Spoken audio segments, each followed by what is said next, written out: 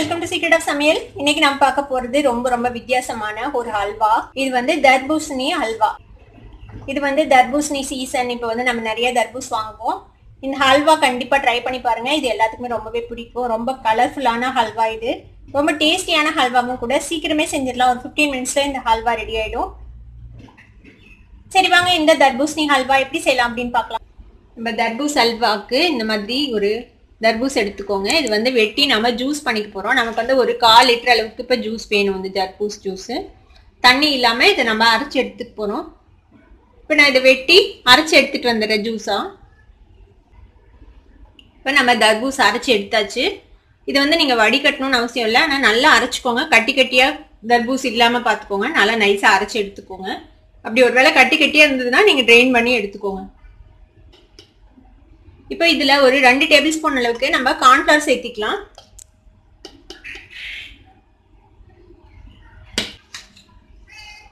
இப்போ இதை நல்லா ஒரு விஸ்க் வச்சு இதை நல்லா மிக்ஸ் பண்ணி கலந்துருங்க. இல்லைன்னா இது கட்டி கட்டியா ஆயிடும் கார்ன்ஃப்ளவர். நல்லா கார்ன்ஃப்ளவரை நல்லா கரைச்சிக்கணும்.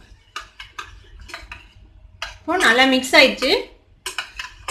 இப்போ இது இருக்கட்டும். இப்போ கடாயில வந்துட்டு ஒரு 4 டீஸ்பூன் அளவுக்கு நெய் விட்டுருக்கேன். இப்போ இதுல ட்ரை நட்ஸ் எடுத்து வச்சிருக்கிறேன். பாருங்க, முந்திரி, பாதாம் பருப்பு, அப்புறமேட்டு மெலன் சீட்ஸ் எடுத்து வச்சிருக்கிறேன். பூசணி விதைன்னு சொல்லுவாங்கல்ல, இந்த விதை. இதுவும் நல்லா இருக்கும் இந்த அல்வாக்கு. இதை நம்ம லைட்டா வறுத்து எடுத்துக்கலாம். இது கலர் சேஞ்ச் ஆக வேண்டியதில்லை. லைட்டா வறுபட்டா போதும். அப்புறம் எடுத்து வச்சிடலாம் அது தனியா. இது மாதிரி லேசா வறுபட்டா போதும். நம்ம இந்த வறுபட்ட நட்ஸ் எல்லாம் நம்ம தனியா எடுத்து வச்சிடலாம். இப்போ நம்ம அந்த நட்ஸ் எல்லாம் தனியா எடுத்து வச்சுட்டோம். இப்போ இதே நெய்யில வந்துட்டு நம்ம கரைச்சி வச்சிருக்கிற இந்த தர்பூஸ் ஜூஸை விட போறோம். இதுல விடுறதுக்கு முன்னாடி நல்லா மிக்ஸ் பண்ணிடுங்க. கீழே கார்ன்ஃப்ளவர் தங்கிடுச்சுன்னா கட்டி கட்டியா ஆயிடும். நல்லா கார்ன்ஃப்ளவர் மிக்ஸ் பண்ணி விட்டு அப்புறமேட்டு இதுல ஊத்துங்க. இதுல ஊத்திடலாம்.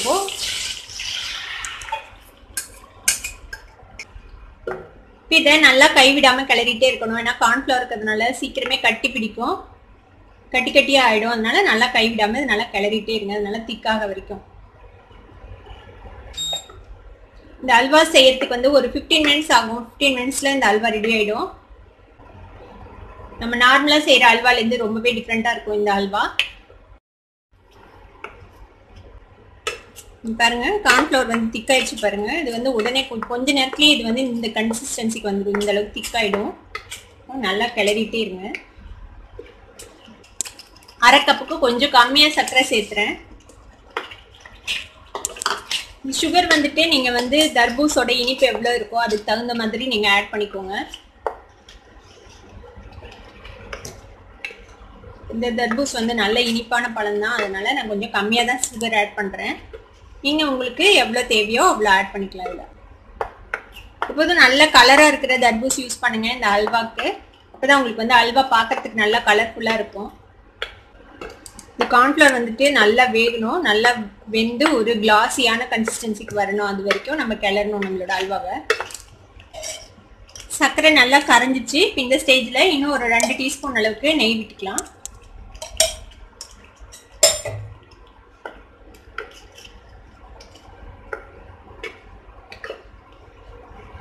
இன்னும் நல்லா மிக்ஸ் பண்ணுங்க. இந்த நெய்யெல்லாம் உள்ள அப்சர்வ் ஆயிடும். அது வரைக்கும் நல்லா மிக்ஸ் பண்ணுங்க. இன்னும் ஒரு 10 நிமிஷம் ஆகும் இந்த ஹல்வா ரெடி ஆகிறதுக்கு. ஒரு 10 மினிட்ஸ் அப்படியே கிளறிட்டே இருக்கணும். பாருங்க, இன்னொரு 10 மினிட்ஸ் பக்கமா நான் கிளறி இருக்கேன். இன்னும் முழுசா ஹல்வா கன்சிஸ்டன்சிக்கு வரல இந்த ஹல்வா. பாருங்க, நான் இன்னும் கொஞ்சம் திக்காயிடுச்சு. இதுல இன்னொரு டீஸ்பூன் அளவுக்கு நெய் விட்டுக்கலாம். திருப்பியும் நல்லா கிளறுங்க. இன்னொரு 5 நிமிஷம் கிளறினோம்னா நம்மளோட ஹல்வா ரெடி ஆயிடும்.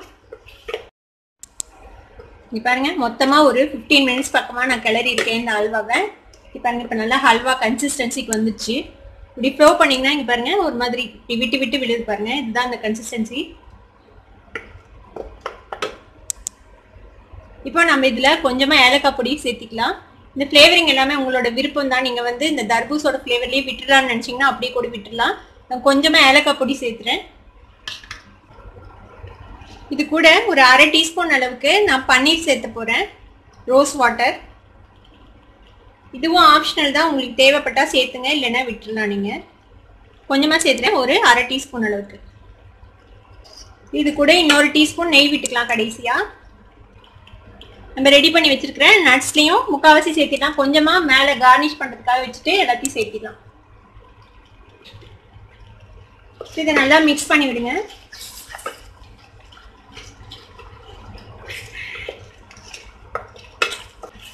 பாருங்க எவ்வளவு சூப்பரா அல்வா கன்சிஸ்டன்சிக்கு வந்துருச்சு. நல்லா ஒட்டாம வருது பாருங்க. பாருங்க நம்மளோட ஹல்வா சூப்பரா ரெடி ஆயிடுச்சு. இந்த மாதிரி நல்லா கடாயில ஒட்டாத பதம் வரைக்கும் நம்ம கிளறி எடுத்துட்டோம். இப்போ நம்மளோட அல்வா ரெடி ஆயிடுச்சு. இதை வந்து நீங்க ஒரு பிளேட்ல நெய் தடவைன பிளேட்ல கொட்டி ஒரு 2 மணி நேரம் ஆறுனதுக்கு அப்புறம் இது வெட்ட கூட முடியும். அழகா வெட்ட வரும் இந்த ஹல்வா. இல்லைன்னா நீங்க அப்படியே ஒரு கிண்ணத்துல எடுத்து வச்சு அப்படியே எடுத்து ஸ்பூன் போட்டு பரிமாறலாம். எப்படி வைப்போமோ அப்படின்னு வச்சுக்கலாம். இப்போ நம்ம அடுப்பை ஆஃப் பண்ணிக்கலாம். நம்மளோட ஹல்வா ரெடி ஆயிடுச்சு. இந்த தர்பூசணி ஹல்வாவை நீங்களும் செஞ்சு டேஸ்ட் பண்ணி பார்த்துட்டு எப்படி இருந்தது அப்படின்னு எனக்கு கமெண்ட்ஸ்ல ஃபீட்பேக் கொடுங்க. இந்த வீடியோ உங்களுக்கு பிடிச்சிருந்ததுன்னா சப்ஸ்கிரைப் பண்ணுங்க, பக்கத்துல இருக்கிற பெல் ஐக்கானை கிளிக் பண்ணுங்க. அப்பதான் என்னோட நோட்டிபிகேஷன்ஸ் உடனே உங்களுக்கு வந்து சேரும். லைக் பண்ணுங்க, ஷேர் பண்ணுங்க.